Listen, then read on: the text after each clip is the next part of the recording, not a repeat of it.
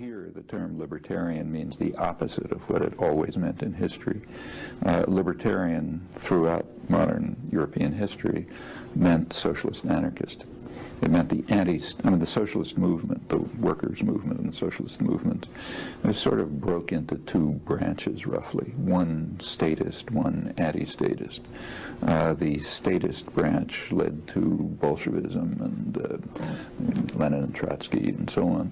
The anti-statist branch, which included Marxists, left Marxists, Pannekoek, Rosa Luxemburg, others, it's kind of merged more or less into an amalgam with a big strain of anarchism into what was called Libertarian Socialism.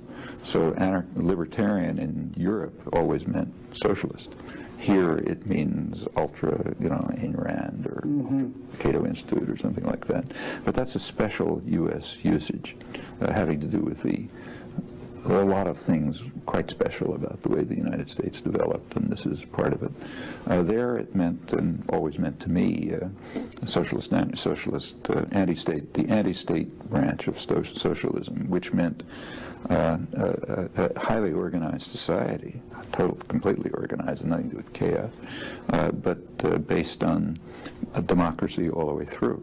That means democratic control of communities, of workplaces, of federal structures built on systems of voluntary association spreading internationally. That's traditional anarchism. At least, anybody can have the word if they like, but it's a mainstream, probably the mainstream of traditional anarchism. And it has roots, coming back to the United States, it has very strong roots in the American working class movements. So if you go back to, say, the 1850s, the beginnings of the Industrial Revolution, so right around the area where I live, in eastern Massachusetts, textile plants and so on, the people working in those plants were in part young women coming off the farms. They were called factory girls. So the women come to the farms and work in the textile plant. They, from their point of view, what they called wage slavery, renting yourself to an owner, was not very different from chattel slavery. What they were fighting the Civil War about. And you have to recall that in the mid-19th century, that was a common view in the United States.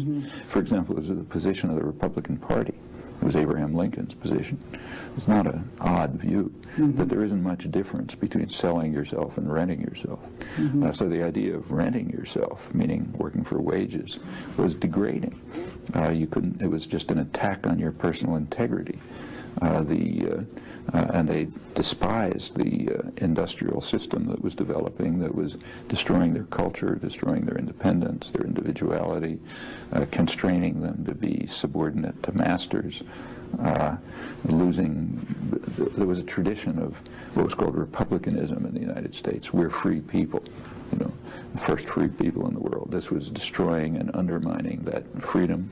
And this was the core of the labor movement all over, and included in it was the assumption, just taken for granted, that those, I'm quoting, those who work in the mills should run them. You've repeatedly defined anarchism as the view that the burden of proof is on the authority, and if that burden fails to be met, then the authority is illegitimate and should be dismantled. But you also seem to use the terms anarcho-syndicalism and our theme for today, libertarian socialism, interchangeably with anarchism. Is there a difference between these terms, and if so, can you describe the differences?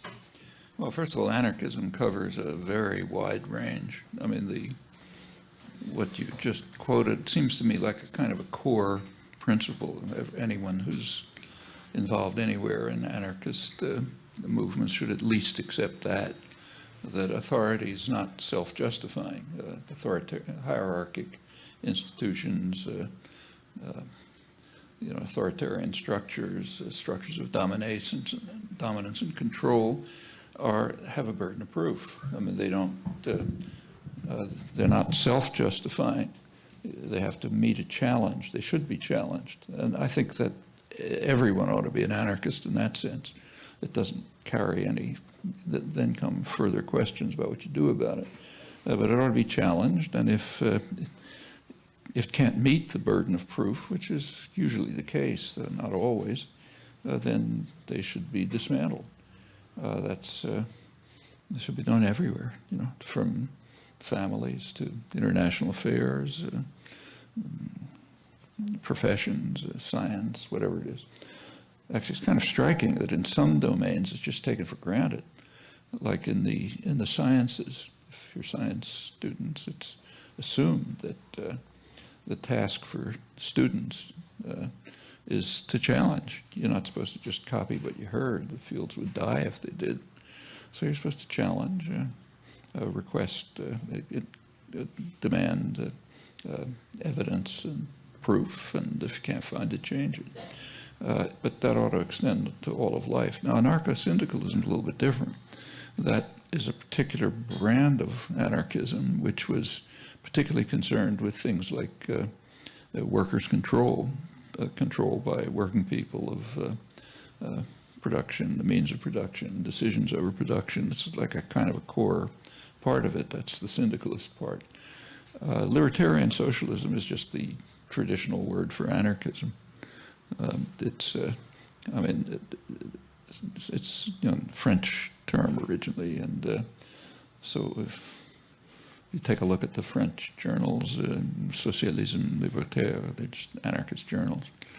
It's the non-statist component of the anarchist tradition, and a lot of it was anarcho-syndicalist in character. So one of the main French writers, Daniel Guérin, published major volumes on libertarian socialism. He's basically an dealing with the anarcho-syndicalist variant of it.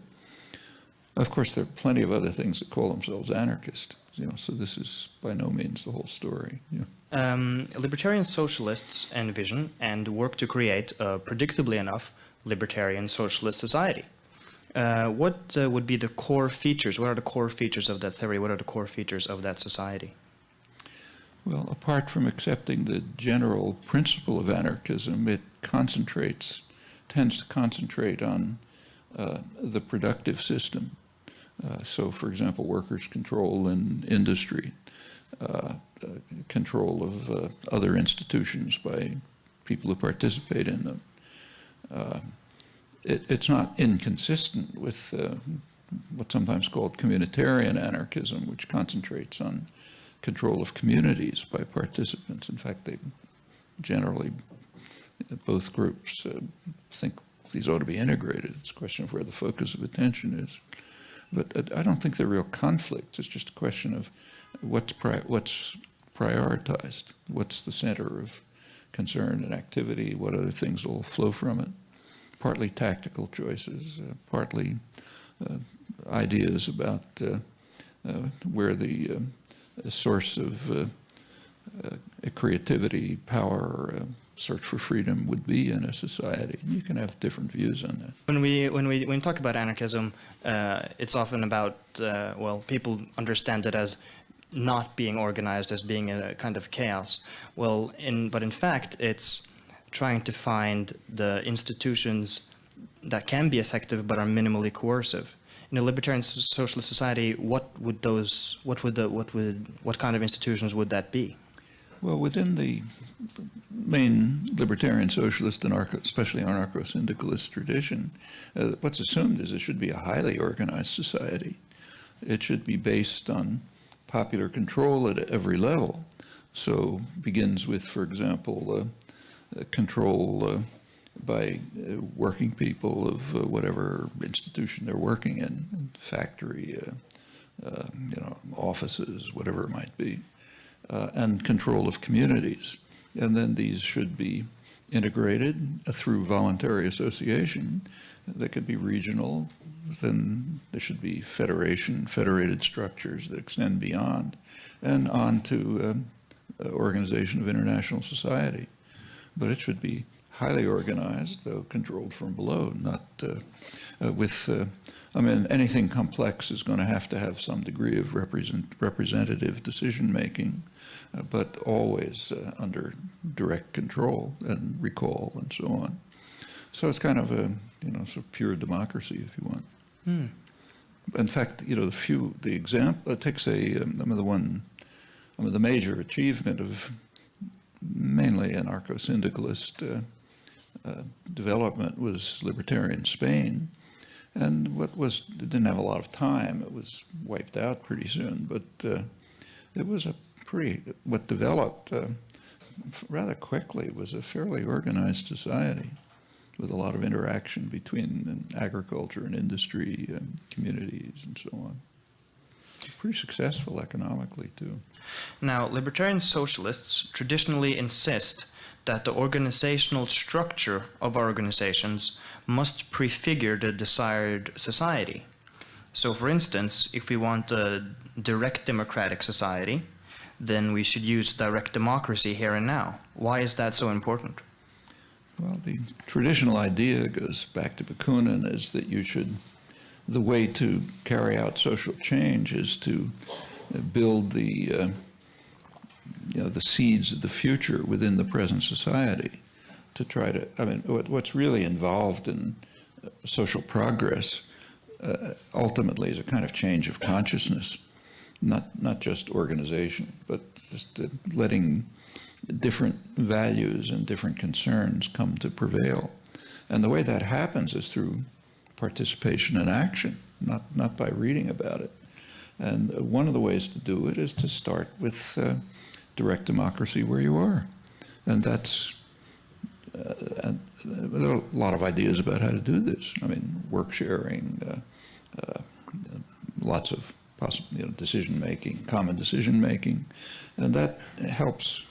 It's essential, I agree with this, it's essential for gaining an understanding of what a free democratic society might be like, even if it's a small group, let's say a publishing house with 10 people.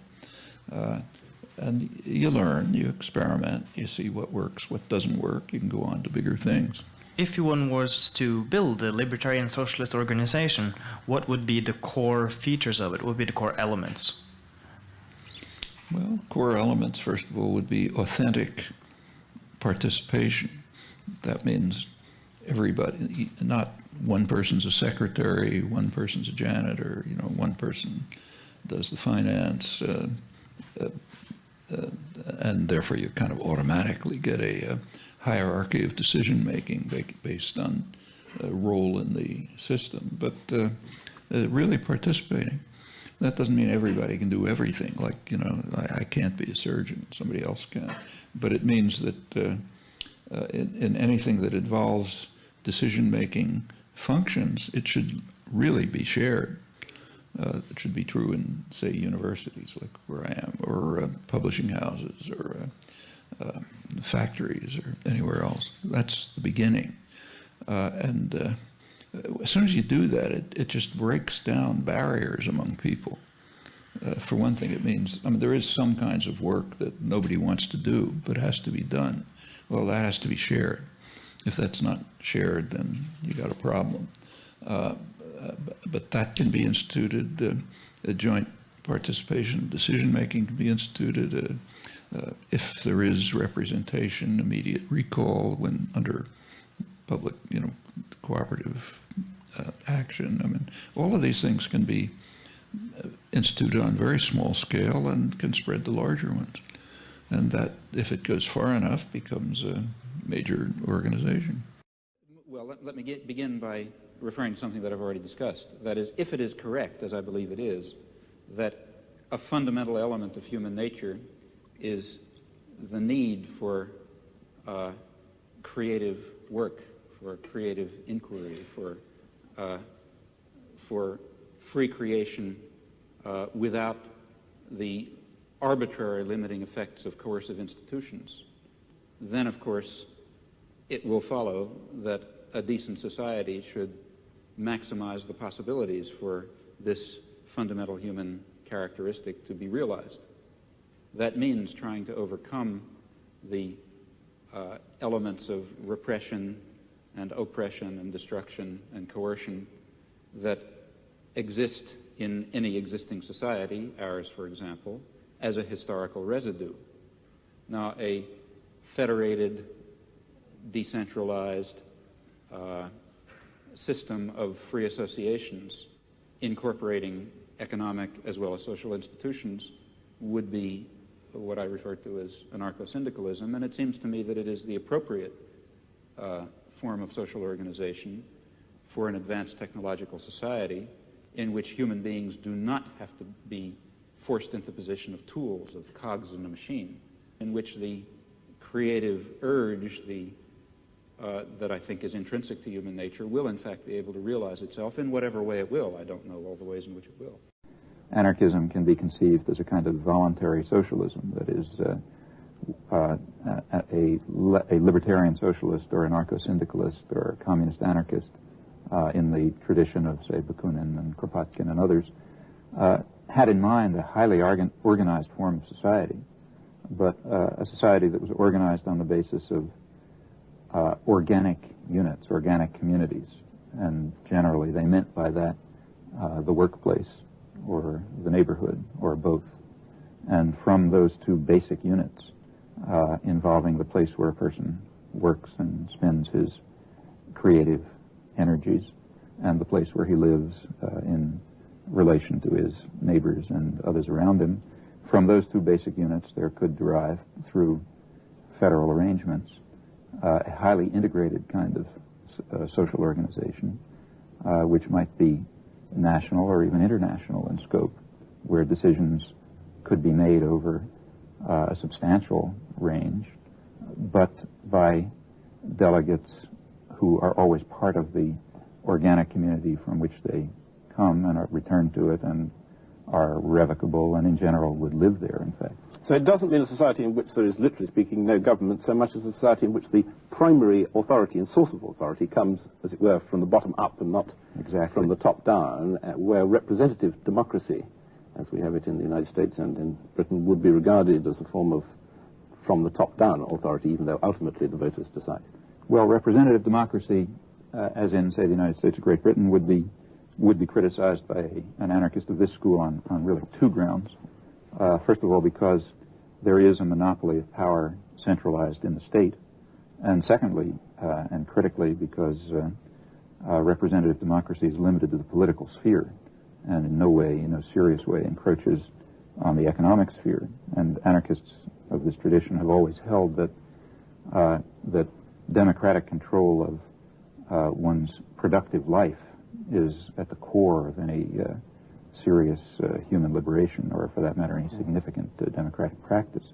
That is, as long as individuals are compelled to rent themselves on the market to those who are willing to hire them, and as long as their role in production is simply that of ancillary tools, then there are striking elements of coercion and oppression that make talk of democracy very limited, if even meaningful. Then these precedents suggest that there is something inherently pre-industrial about the applicability of libertarian ideas in this way, that it necessarily presupposes a rather rural, simple society in which the technologies of production are fairly simple, in which the economic organization tends to be small-scale and localized, and in which all the problems which we associate with modern industrial society just aren't there.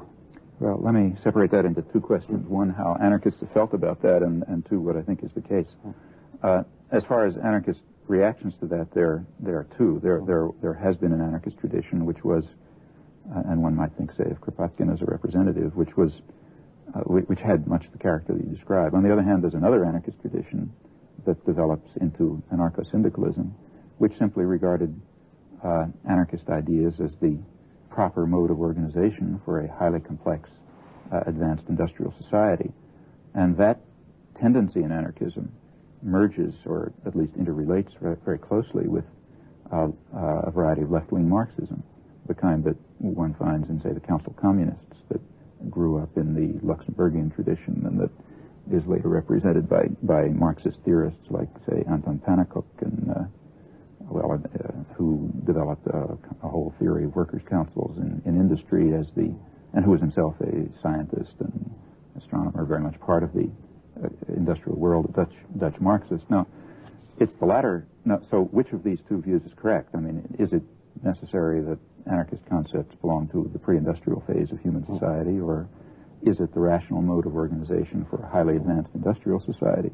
Well, I myself believe the latter. That is, I think that industrialization and the advance of technology raises possibilities for self-management over a broad scale that simply didn't exist in an earlier period, and that, in fact, this is precisely the rational mode for an advanced and complex industrial society, one in which workers can very well become masters of their own immediate affairs, that is, direction of and control of the shop, but also can be in a position to make the major substantive decisions concerning the structure of the economy, concerning social institutions, concerning planning regionally and beyond, because they can have, in fact, objectively now, that is, technology permits and industrialization permits, institutions do not permit them to have control over the requisite information, the relevant